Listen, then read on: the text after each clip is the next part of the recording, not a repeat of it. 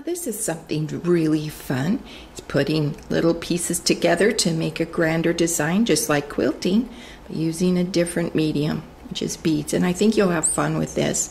These are all the same design, just look different because of the size of beads and the coloration and the number of beads. And I think you'll have really a lot of fun with this. It's a very simple stitch. It's a basic stitch that often other designs are built on.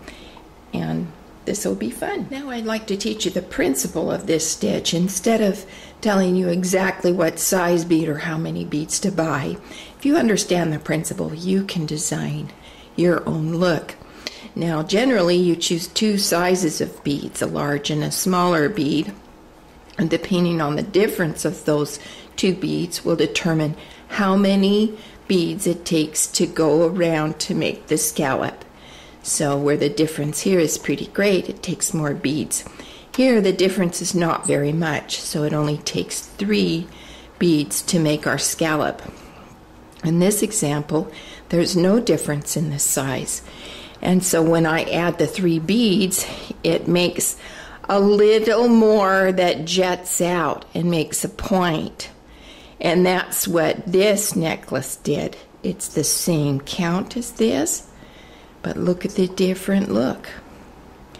So, and this has more large beads around. This just has 5. This has 6. And maybe you don't put a bead in the middle as this one. So there's all kinds of fun things to do with this stitch. Again, I like to use this wildfire string and a size 12 beading needle.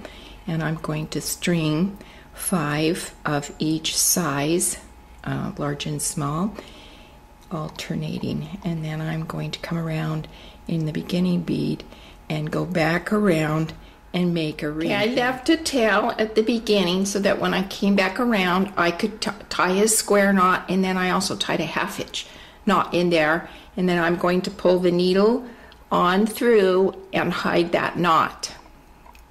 Now I have the thread coming out of this smaller bead, and I've threaded 3 beads on, and if the difference was greater, I might need 4 beads here, but 3 beads works really good.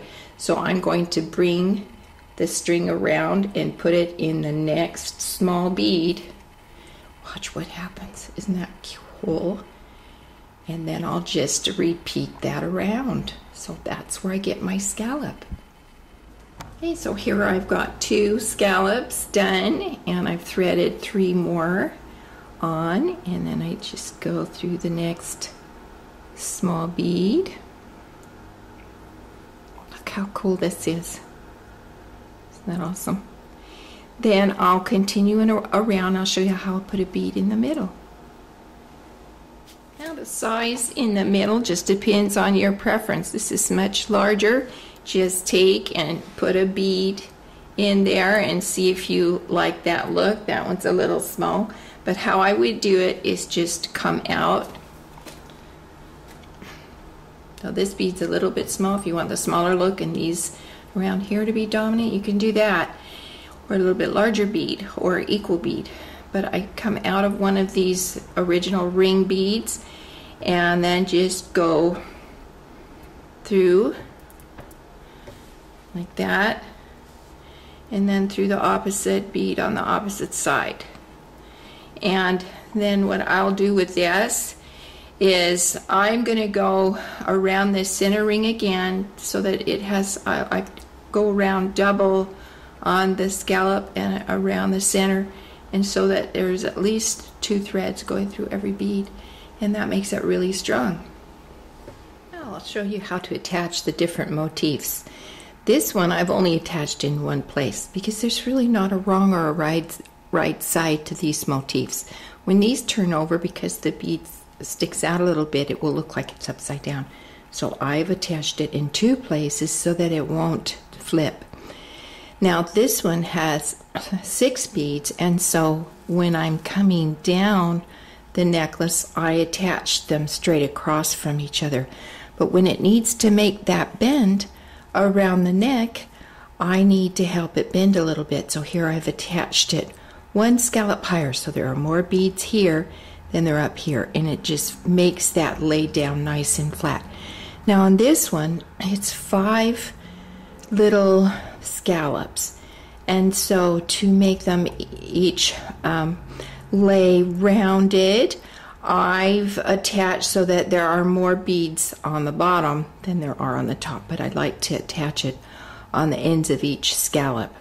So how I do that is just, I've chosen 3 contrasting beads, and then I'm just going to come in the tip of another scallop and come around to the end of this next scallop and then put 3 beads on, and then I'll go around this twice to make sure that in between has reinforcement. Then I have made just a string of beads going around the neck, and again I've gone up and down this twice so that there is plenty of strength in this little necklace, so if babies grab them, they stay together. And this just turns out so sweet. I love this design, and I hope this has helped you. You can get this pattern free on our post, and I hope you enjoy this.